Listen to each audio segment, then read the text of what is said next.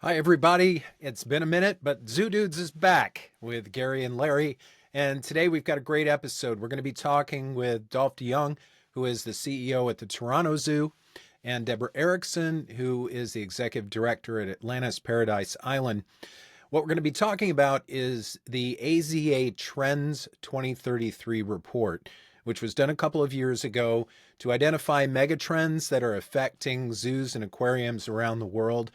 And Dolf and Deborah were instrumental in making that happen and in bringing the message of the report out to zoos and aquariums. So it's a really interesting discussion with everybody. I hope you'll stick around for it.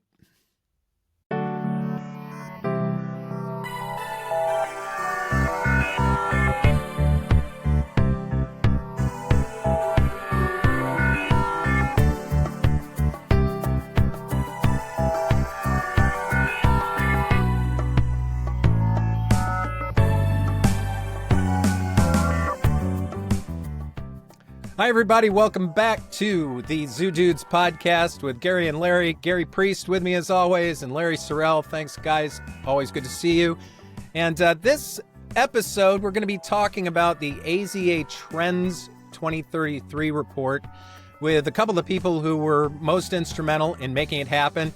One of them is Deborah Erickson holding up the report over there. Deborah Erickson is the executive director of Atlantis Paradise Island. Did I get that right, Deborah? Perfect. Excellent. Thank you so much. And Dolf DeJong is the CEO at Toronto Zoo.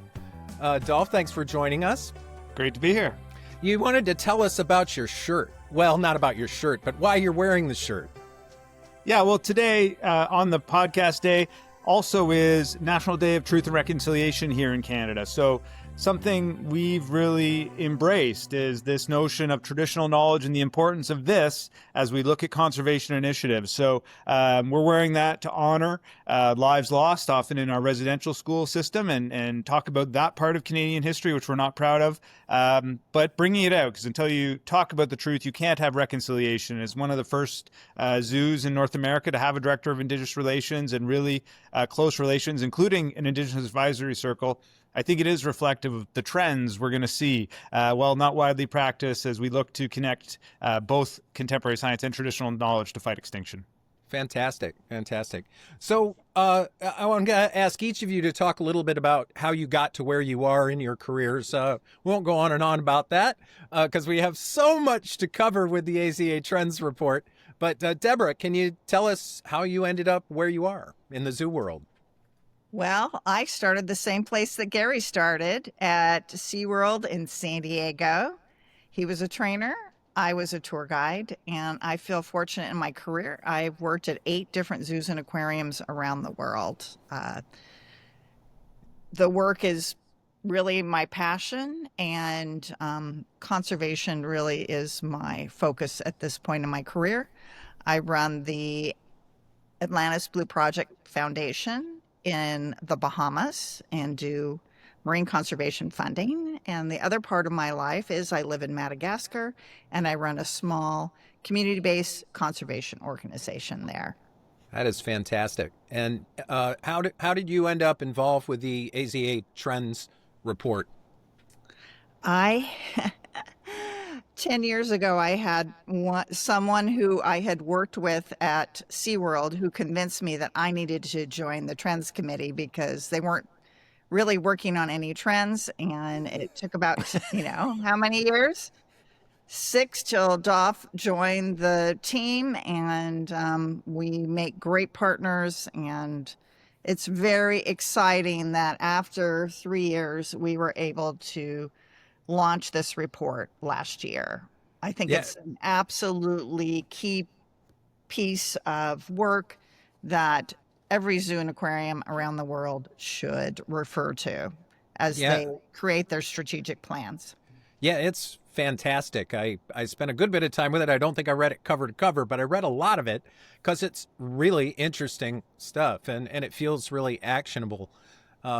Dolf, same question. How'd you end up as the CEO of the Toronto Zoo, and how'd you get involved with the AZA Trends report? Well, my journey here, free range kid, started my professional journey in parks and conservation areas, journeyed into botanical gardens, and then I've worked at 3 different accredited zoos and aquariums. And now I think of the privileges I have is, unleashing my inner 12-year-old onto the community and thinking about what makes life fun and interesting for them and translating that for our 1.3, 1.4 million guests per year at your Toronto Zoo.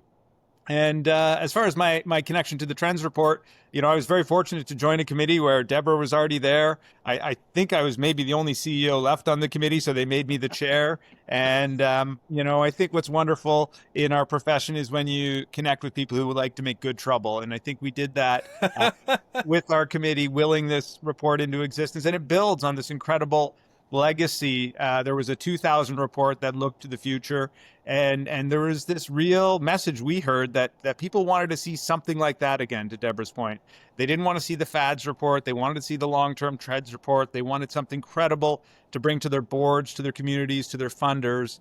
And a key part of this that I think we'll talk about has to be the process, getting beyond talking to the usual suspects. This wasn't an insider's report. It's not a report that's comfortable in some of the things it suggests to our profession. And I think those are the kind of things we need to have a recipe for change. Yeah. So let's talk about the process. Deborah, you want to talk a bit about the process that led to this? I'm trying not to make fun of the Canadian accent by saying process. I'm going to say process because that's what we say. Deborah. Yeah, I want to stress that this report is really based on research, and it started with detailed interviews with over 50 experts that we identified in the field. The challenge was when we were done, there were 76 trends. So we did some more research. We did a survey of AZA members, and then we narrowed it down some more. Then we did a public survey, which was also invaluable. And in the end, you can imagine going back and forth, we ended up with 9 trends. And there was a lot of discussion. I know that I personally wanted climate change to be one of the main trends, but we had to combine them because it had, think about it. This report is 140 pages. If we had had more trends, it had to be created so it was usable. Right. So we had to lump things together. So climate change got lumped into environment. Yeah. When you said there were 9, I thought, but there's only 6. I've read it, and it's like, so but the 9 became 6. Yeah. So we created our own term megatrend, and we ended up with these 6 megatrends. And I'm really, Dolph and I are really excited to share with you kind of some highlights because, as we said, 140 pages, we can't go over that in an hour. So. No chance. We actually, did some brainstorming among the 5 of us about which of the mega trends we wanted to focus on. And the first one we came up with was the environment. So let's talk a bit about that. Okay. So, what are the effects of climate change on zoo and aquarium operations? Dolph, you want to go first on that? Yeah. Sorry, Deborah. I'll grab the superficial and then I'll kick it over to Deborah. I think the most obvious thing we're seeing is in the extremes. We're seeing a real impact on operating hours, on people's preferences. And, we put this report out 2 years ago now. And this summer we experienced it even in Canada, where we had multiple days, 40 plus degrees Celsius with humidex, and it was no longer really an enjoyable day out. So starting to see those impacts in a year where we also had our coldest winter on record and the most snow we've seen in a decade. Those extremes profoundly impacting guest flow patterns. And of course, that has a profound impact on the bottom line of the organizations. Right. Deborah, you want to continue on that? Yeah, I think the challenge that all of us are going to face is this term that I learned through this process, and that is weather whiplash. We can no longer determine what is going to happen with the weather. And the most perfect example I have are the fires, the Pacific Palisades and the Eaton fires that happened in Southern California. I have spent the majority of my life in Southern California. Fire season is June to October, like clockwork every year. Well, when did those fires happen? January 7th they started this year. It is shocking to me. And not only that, what was also shocking, they were for 24 days. So you can no longer predict what's going to happen. And I also want to piggyback on what Dolf says. And the thing that really concerns us in our industry is the heat. And what is shocking to me is the number of 100-degree days. And what is going to happen in the next 20 years is the number of 100-degree days is going to double. And it doesn't matter if you're in Chicago or Houston, Texas or Arizona, it's going to happen everywhere. So we're going to have to modify, as Dolf said, hours are going to have to change and the way we operate is going to have to change. And the other thing that we all have to keep in mind, and it's just not 100-degree days, the number of 90-degree days is going to increase, and the number of 80-degree days is going to increase. And we are going to have to change how we operate. Right. So this will affect the collections as well? Yeah, I think it's certainly going to impact animals in our care as far as maintaining and exceeding welfare standards. And it also impacts the animals we care about beyond our front doors. So we know climate change is going to profoundly impact a lot of wild species. It's going to result in new challenges around zoonotic disease.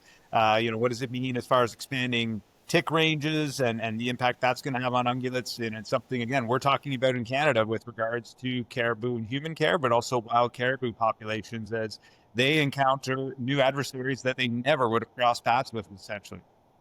Right.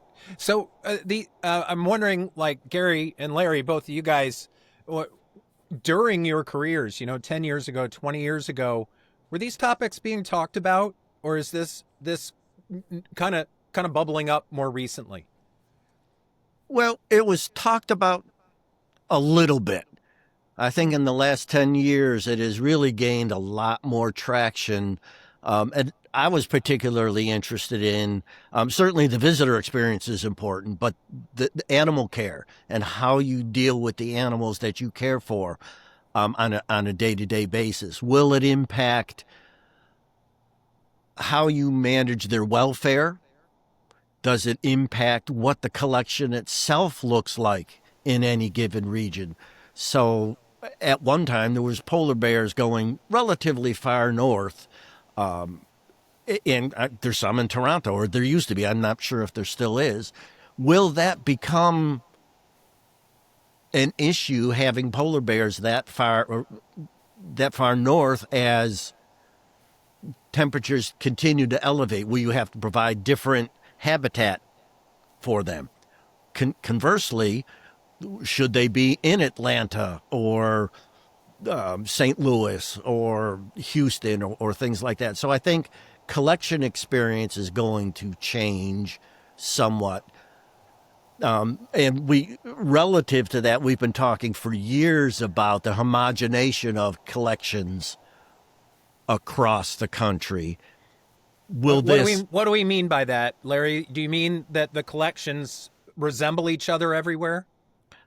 That's been an issue talking about that because availability of animals. Will climate change drive that to non-homogeneity, if you will, over time? So I'd be interested to hear what Dolf and Deborah think about those kinds of things specifically. Yeah, well, Larry, I'll grab onto a key piece because nothing better than a bit of healthy debate in a podcast. I think what we're going to see is climate shift. Yes, the mix of animals in our care, but I think it's at the root of our thinking of getting rid of the C word. This notion of collection. Animals aren't stamps. They're not baseball cards. They're not something we collect. One of our pieces is how do we ensure the animals in our care live lives with purpose? And that could be as reservoir populations to protect against climate change, or in some cases, that might be a screen that says on the welfare side, we won't keep them in some spaces anymore. And you're going to see that shift as the public sentiment, another one of the trends that we saw clearly changing. People questioning and thankfully questioning a lot of animals we've historically had in certain spaces and places. I think one of the great things about the Trends report is that we have case studies from so many different facilities. And I think as far as heat goes, Reed Park Zoo in Tucson has been dealing with this for many years, and we can use them as a role model because what they're doing is any new species that comes into their care, they have to be evaluated whether they can tolerate high heat. And they have to make sure now, we never talked about this 40, 30, or even 20 years ago, looking at the way habitats are designed and making sure, can we hit extreme cold or extreme heat? And so that is a whole nother factor in habitat designs. And then when they bring in a new animal, they have to make sure they closely monitor it, encourage it through positive reinforcement to use cooling opportunities. But what I really like is they give the care right to the front line.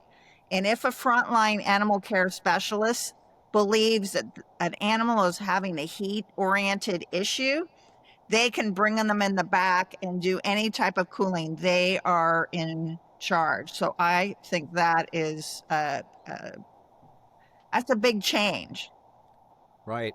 Gary, down in San Diego, I know like San Diego's this place of sort of microclimates that shift as you go inland. I don't know where the zoo is. Is the zoo closer to the ocean, or is it more inland where it's hot? Well, we have two campuses, one right by downtown San Diego and within a mile or two of the ocean, the Pacific, and that really does moderate. If you're within that 6 mile band, it's usually 70, 72 degrees Fahrenheit. But at our other facility, the safari park, they're in the middle of a canyon, a bowl, and inland about 25 miles, and it can exceed 100 degrees there regularly. And it's one of the reasons that we don't exhibit polar bears at the safari park. We do in San Diego, and I even personally, I've never said this publicly, but when we were building our polar bear exhibit, it's like, why don't we do something that we can do really well? And I think we built a really good one, but I think what I'm hearing Dolf and Deborah say is that people now in executive positions are actually asking the question, yes, we may have an opportunity to exhibit this species. Is it the right fit for our location? And is the message going to be more important, say, a polar bear in Toronto? That makes a lot more sense to me than in San Diego.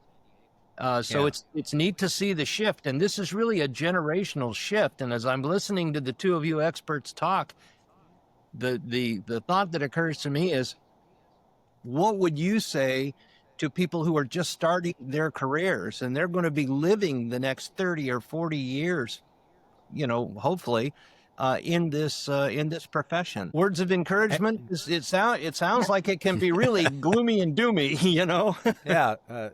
Dolph, you want to take that? Yeah, well, it's not necessarily gloomy and doomy, but it's a changing paradigm, and going to the Trends report and looking at what the next generation's looking for. They are very tuned in to what brands are up to, what organizations are up to, and they want to be able to, for lack of a better term, feel good about who and what they're supporting. So they're asking those questions. They're applying that pressure, and we applaud them for it. And I think for our profession, to somebody getting into it, it's time to start thinking 2 or 3 steps ahead. And I think in the past, we've the Canadian term we'd use is we drag the puck a little. We kind of skate around. We have the puck. You don't have it. It's all good. But I think we got to think. Is that like a sports analogy? Yeah, exactly. So Hockey, I think we have to hockey. think about how we shift, and we actually listen to our audiences because they're brand savvy. They're going to share the messages. We know that the results are very clear, and they're going to make choices. They're not going to visit places if they're not comfortable with what they're seeing there, and they're going to vote with their feet, and they're going to share their opinions. Yeah, Dolph's doing my job for me here, moving us to the next megatrend that we were going to talk about. I want to piggyback on that because that is so key. I mean, we've all been in the business for a very long time. And we can walk up to habitat and our gut can tell us if that is great for animal well-being or really bad for animal well-being. And what we have basically said is if your gut tells you it's bad, then you need to make some changes. Right. Yeah, I'm going to grab that because my metric now is really simple. If you're not sure, you're sure. Whoa. Yeah. Yeah. I like that. That could be used in a lot of realms of life. Yes, yes. Well, and let me add to that, because I've had this conversation with multiple staffs of mine. I don't think you're doing your job as an animal professional, especially the direct animal care people, if you're not questioning yourself at 3:00 in the morning, are we doing the right thing? Yeah. Are we giving them the best life possible? I know there's been times when I thought, we're just not doing it right. We've got to change something, and if you don't have that inner conversation with yourself and assure yourself you're doing the right thing, I think you're missing the boat. Yeah, I wanted to ask the question of all of you. In this group, it feels like everyone's on a very similar page here. Is there debate within the field about how important this environmental stuff is? I don't know if there's folks who are actively denying that debate's there. I think there's some folks who may be dragging their feet to adopt the mindset. Right. And some of that, to be fair, is probably economic also, right? Well, this is the question, progress over perfection. And these are large organizations, huge infrastructure requirements. And again, it's another piece that the Trends report talks about, taking a multi-generational approach to habitats as you're upgrading them with this in mind, because particularly smaller organizations don't have tens of millions of dollars to keep updating pieces. And what are the steps they can take in the meantime? Because we have to honor those animal lives in our care right now, even if it's a little uncomfortable. Yeah. Right. And I think there's some debate over how you accomplish the animal well-being. There's not a universal, this is the way you do it, here's the steps. I think there's some discussion of, is this appropriate right now? How do we accomplish it? And what are your resources available to do what you need to do? Toronto can do things that the little zoo in Watertown could not. Right. Yeah. And that's a question of threshold, Larry. I think it's an important one. And our communities also have different thresholds for what they think is okay. You see that vary from East Coast to West Coast, north to south, and big to small. So that's a real challenge we have internally of who actually sets that well-being, that welfare line. We have that monitor it of where is that threshold. And again, This is a great transition to the next megatrend. And I'm going to move us along because we only have a certain amount of time here. So the next megatrend was about the changing attitudes and generational behavior of millennials and Gen Z people, and how that is affecting the world of zoos and aquariums. Deborah, you want to frame that megatrend for us? Yeah, well, we talked about that audiences are changing.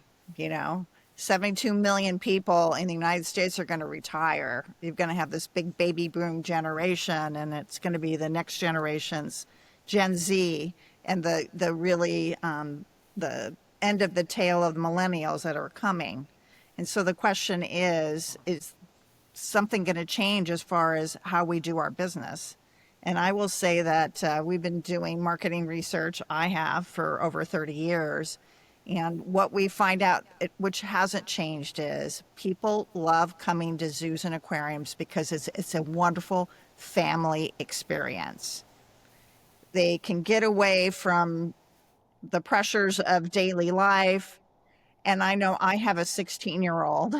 And what I love is when you go to one of our facilities is the phones go away and you have really fun family time. And that's what families are looking for.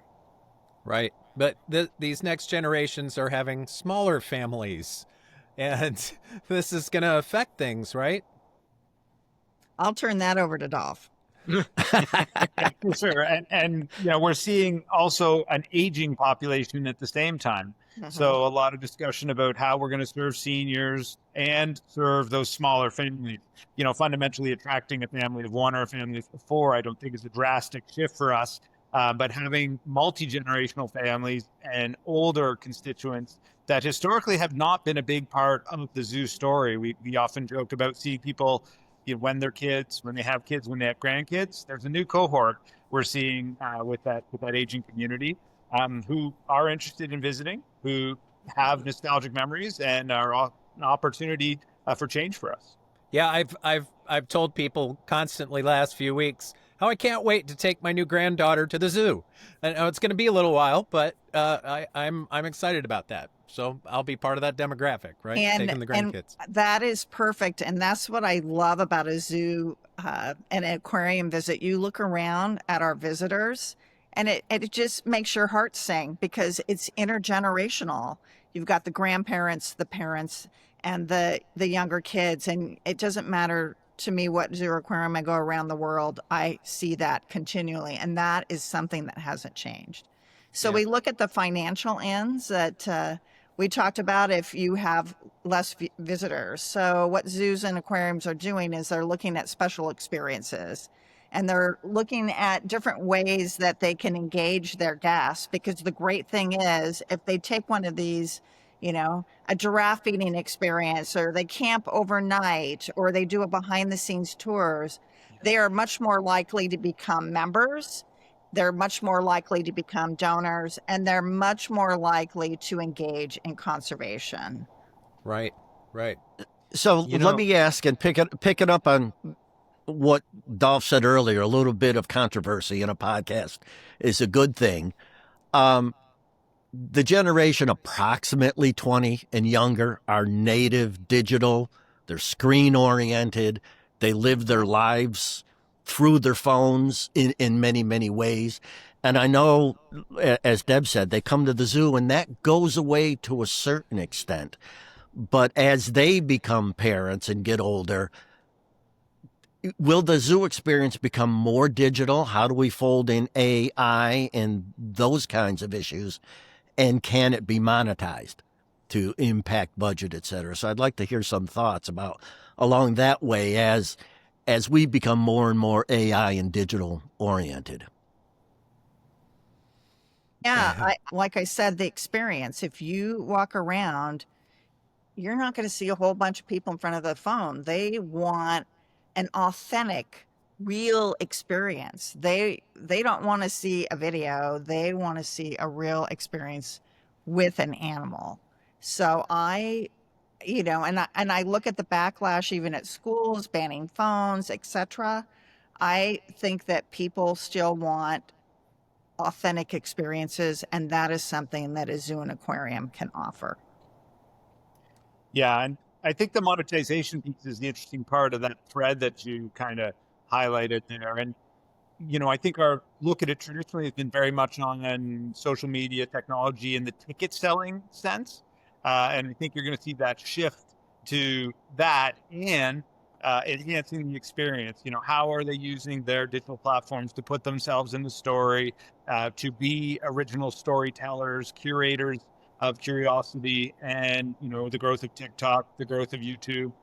How will that come to play, and ultimately how will we bring all those things together? We're talking about how we're geolocating phones, and Deborah spent a little longer at the Red Panda, and can we give her a little push for a discount on the stuffy on the way by? So how the technology will be monetized is one of those pieces we're looking at. And just as an expense to these organizations, the expectations of service, people wanting to order their food in advance and pick it up on the way by, these types of pieces will become a bigger and bigger part of what we do in a profession. Quite frankly, I'd be pretty critical of a lot of profession that's usually been pretty slow to adopt technology.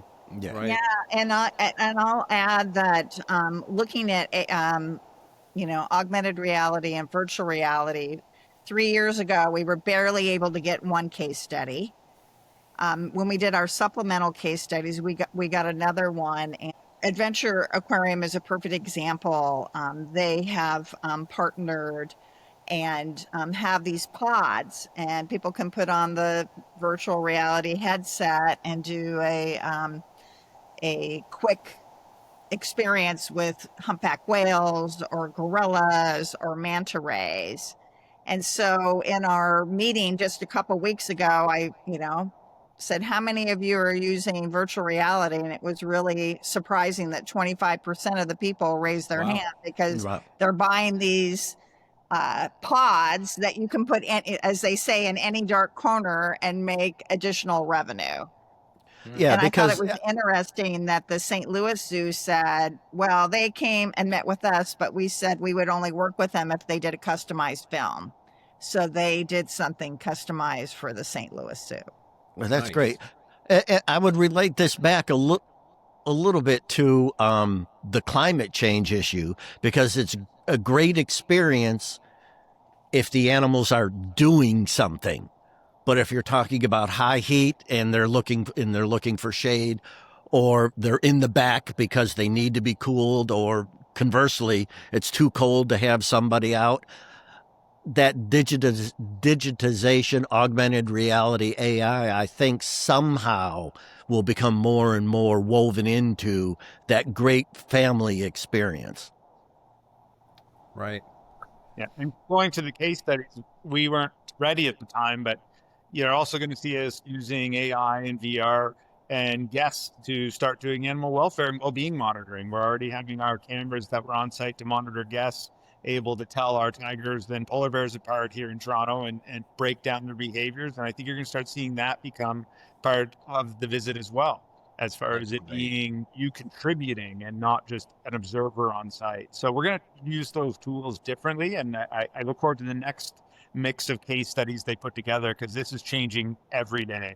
It really is. And Lincoln Park Zoo, that they're doing exactly what you mentioned, Larry. They have cameras there, and if there aren't animals present and they're using AI for this, then they'll serve you a video so that you can actually see an animal. So I think we're going to see much more of that moving forward. Wow. Yeah. So the next mega trend we were going to talk about is about zoo and aquarium design and how that's changing. Dolf, you want to frame that one for us, and we'll move on?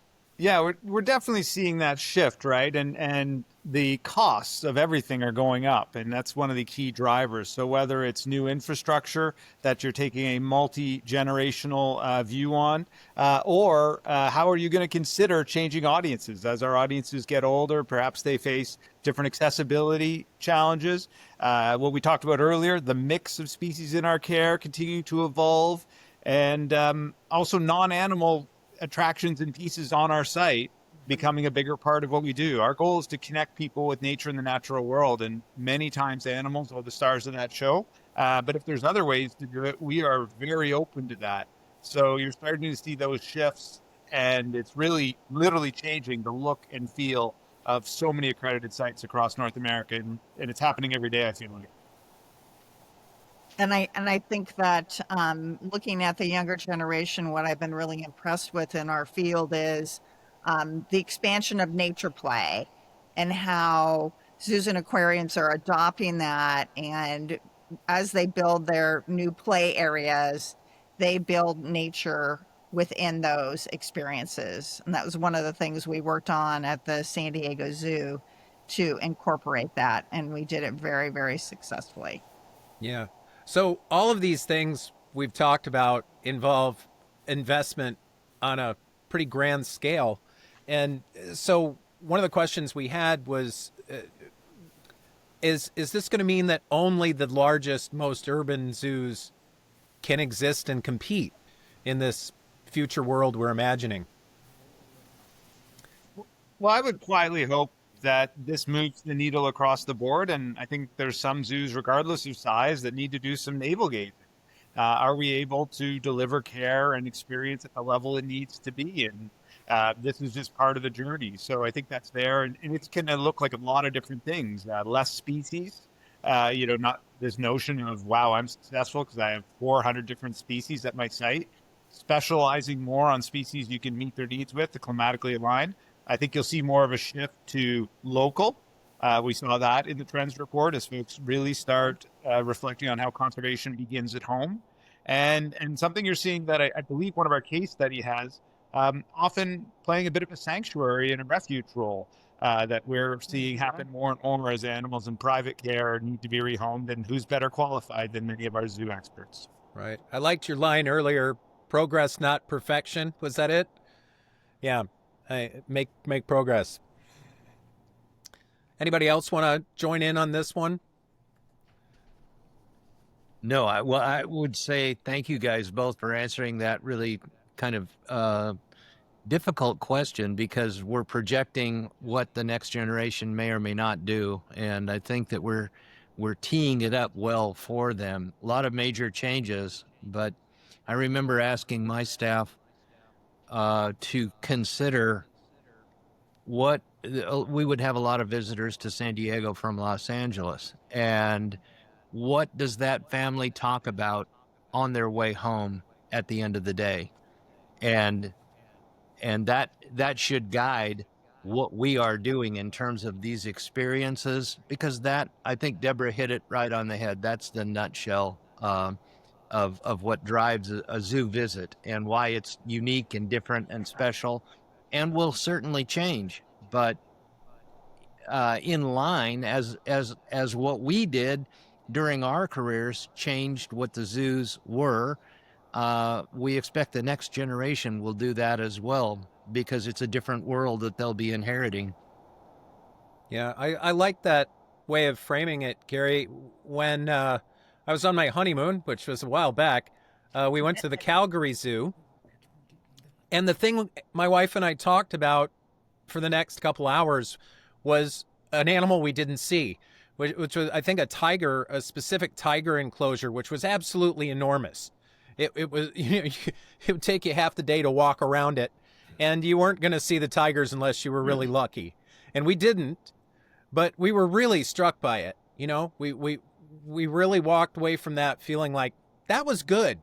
I know we didn't see the animal, but that was good. That's what we talked about. The next megatrend we were going to talk about was the future of work at zoos. Now, this is an enormous topic, economic problems.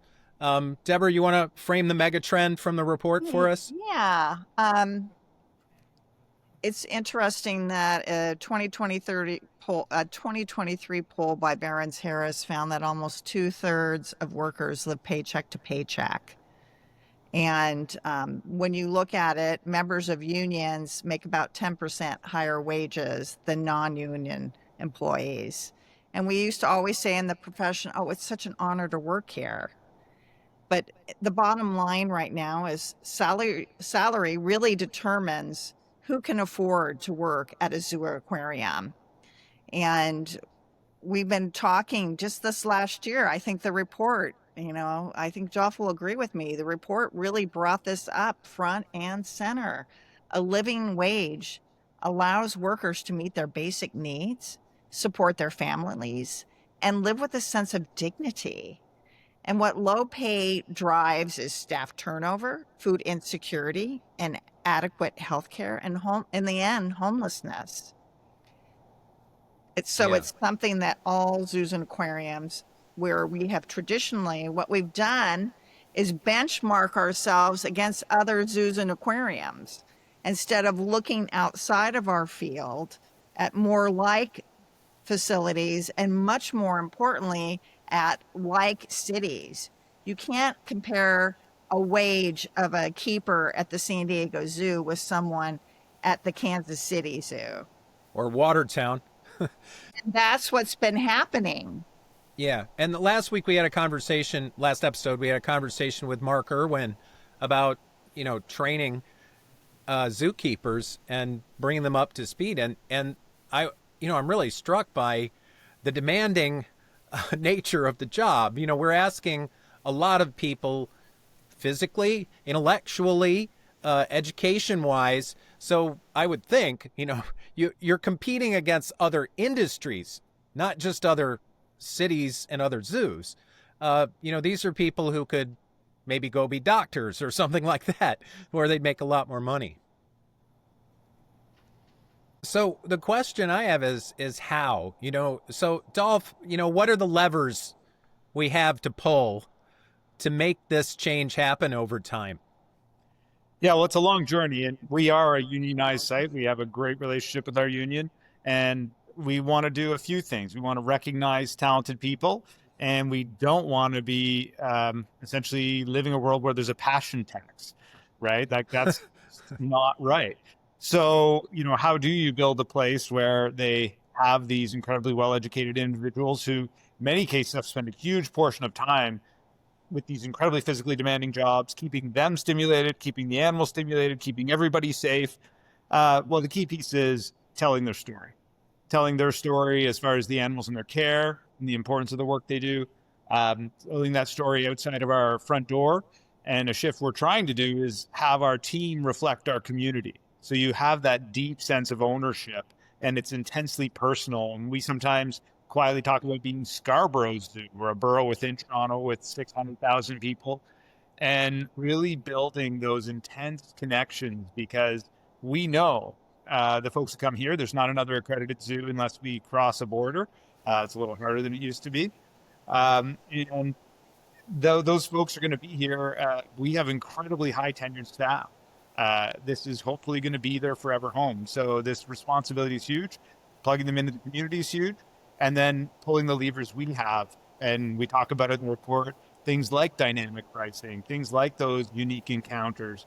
So we're driving revenue so we can take care of it. Yeah.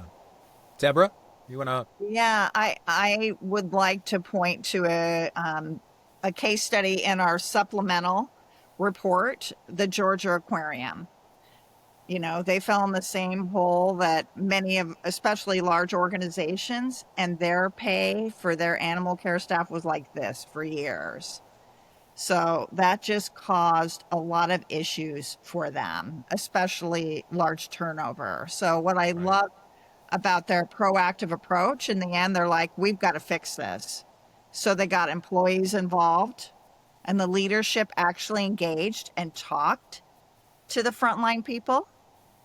They did a comprehensive compensation review. So as we talked about, it wasn't just looking at zoos and aquariums. They looked at outside, and they looked at large cities like Atlanta and looked at the cost of living.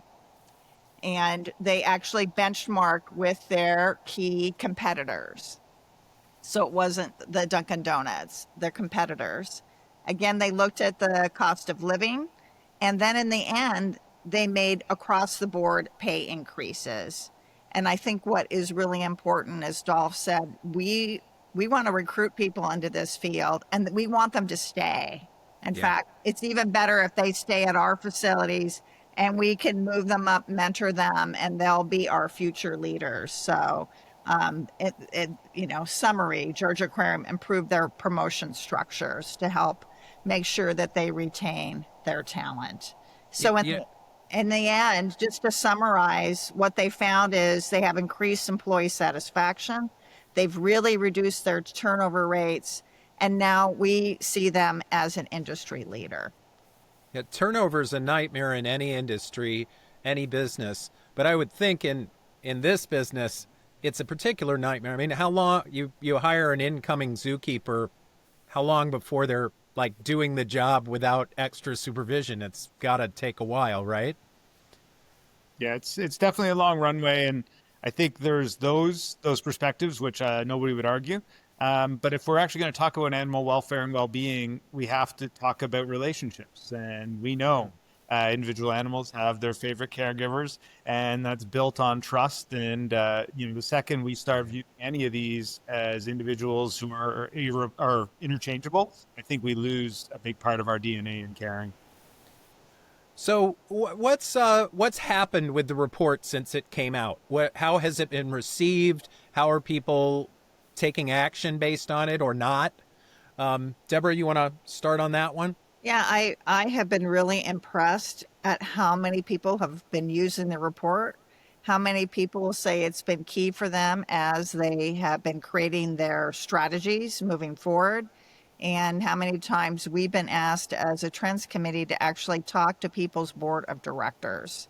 So it's at all levels. They're sharing it down with their supervisors, and they're sharing it up with their board of directors. That's fantastic. Dolph, you're seeing the same thing? Yeah, definitely. And I think the important part is it's starting some long overdue conversations in some cases. And in other cases, I think it's legitimizing where people were heading. You know, I think their intuition was pointing in certain ways, and being able to bring this third-party data in really strengthens their case. And at the end of the day, all of it I would put in the context of, I think it's actually, when you put it in the climate discussion, highlighting the importance of us changing and evolving, because zoos are backing into a level of relevance that really is starting to scare people as we see wild populations continuing to decline. And we want to make sure we make those changes so we can play that role. It's really heavy, quite frankly. Yeah. Back to the environment. Gary, you gave a pretty impassioned little speech on one of the episodes about the rate of species extinction in the world. When you come right down to it, this is at the heart of everything, right? In the industry, where you're trying to mitigate that, right? That's the plan. And in fact, Deborah, you'll like this. I actually got my Africa map out to look at and be sure where Madagascar was, because you're the only person that I know who lives in Madagascar. And I noticed it looks like it's just a couple 100 miles off of Madagascar is where the last dodo was eaten, for want of a better word. And that to me is such a accurate great conservation story. Someone was hungry. They didn't realize they were endemic to that island. It was a food source. And the last one 400 years ago was eaten. And it happened right off your house. Yeah. And, in Madagascar, just as an example, over 90% of the plants and animals are endemic. They're only found there. Less than 10% of the forest is left. And you look at it, half the children in that country are malnourished. So that situation still continues today with poaching. Yeah. I just really see a movement. I mean, I started my career as a tour guide and an educator. So I just see the role in conservation education for zoos and aquarium to be absolutely key, and to help drive and give people the tools to help drive conservation behavior. I think that is going to be just a really key role as we move it forward, because I think that climate change is going to continue to affect us all, and we're going to have to change. And I think that zoos and aquariums can be that change makers. Yeah, and I'll go all in, as I tend to do. I don't think there is a future for a lot of legacy zoos. There's going to be individuals who are trying to protect the status quo, and they are going to go the way of the circus and those types of things that had a time, and it's shifted, and they'll go extinct. I think you do have progressive organizations who are looking at where things are going. Have embraced this idea of animal lives with purpose, not as a space to gawk and stare, but as a place of action, as Deborah talked about. And I think you'll also see a shift to rethinking our relationship with animals and how we see populations, and our favorite is healthy, thriving populations in the wild. In many cases, we're grateful that there's reinforcing populations in human care. And then the next step we're seeing more and more is frozen living tissue in cryobanks and biobanks, and having to take a more holistic look at what species conservation looks like, considering genetic diversity, cultural fabric, and places for them to live. And I think that's what we're growing into. Yeah, I think everything we've talked about points to you being right, Dolph, and especially the part about the changing attitudes and the younger people that we're serving here in this industry. They're not going to put up with substandard zoos. That's just not going to be okay with the visitors. I don't know if I see that number dropping, Larry, because I think that represents about 10% of the zoos in North America. 10% being accredited. I think you'll see some of those accredited zoos maybe no longer able to hit the bar. You'll see others stepping up and in who have fewer animals in our care. We'll see other science centers and other types of organizations joining when they apply, adhere, and buy into those higher standards. So I don't know if that number is going to change dramatically. I don't think we're dreaming of a world where there's a boom on the number of zoos, but we'd sure like to see the bar go up everywhere animals are human care. In Ontario, we're actively advocating for licensing and increased regulation, which people are like, what? You want that? And it's like, yeah, we want to see an end to roadside zoos. We don't see a space for exotic pet ownership in the case of many species that are dangerous. And hopefully we can move the needle on people's relationships with animals and the natural world. Yeah, that's fantastic. So I like to do this thing at the ends of the episodes where I ask a version of the favorite animal question, but it's not the favorite animal question. It's I'd like each of you to tell us about a species you want to highlight for any reason at all. So Deborah, tell us about a species you would like to highlight for our viewers and listeners. Yeah, I think it has to be the lemur. People ask me all the time, how did you end up in Madagascar? If you do your research, what you'll find is the most endangered group of primates in the world are lemurs. It's not gorillas, it's not chimpanzees, it's not orangutans, it's the lemurs. And then what's even more shocking to me is not only are they the most endangered of the primates, they are the most endangered mammal group. We're at the 11th hour for lemurs, and we need everybody that we can to join with us to make sure that those 108 species are still here in another 10, 20 years. What does that mean? What I mean by that is, does that mean more in protected wildernesses? Does that mean more care for them in zoos? What's great is some of the populations, we have great backup populations in zoos, but there are the majority of the species, there's none under human care. So you've got a lot that are less than 100 individuals left on the planet. And the habitat is just shrinking day by day because the people don't have enough resources. So bottom line, we have to protect, we got to get bodies on the ground to protect as much forest as possible now. Heartbreaking. It really is. Well, thanks for that. Dolf? I'm thinking of several iconic Canadian species. I don't know if it's Vancouver Island marmots. They're Canada's most endangered mammal, about 300 of them left that we raise, rear, and release with partners from across the country. Loggerhead shrikes, the butcher bird, this incredible little songbird that migrates from Ontario to Florida and doesn't really have the tools to kill its prey, so impales them on thorns. Or our local storied landing turtles, which we know in eastern North America are a struggling population. We were down to less than 10 in our watershed a decade ago, and we released 800 of them over the past 7 years to get that population reestablished. I think all amazing individuals whose stories we need to get out there, and when we talk about serving local, taking care of our backyard, and engaging people in actions that they can take and see in real time, critical stories to get out. I think I imagined that this part of this segment would be sort of fun, but I think that this is exactly the right message to get out with this segment. So thanks to you both. And thanks to you both for being with us today. It's just gone by in a heartbeat, and I think we could fill about 10 hours with this, and maybe we'll do another one in a few months. And talk about some other aspect of the AZA report or something. You guys are fantastic. Dolf DeJong, Executive Director, CEO, what are you? CEO, President, whatever. He runs the Toronto Zoo. Deborah Erickson is the Executive Director of the Atlantis Paradise Island. And thank you both so much for being with us. Thank you very much for your kind invitation. It was great.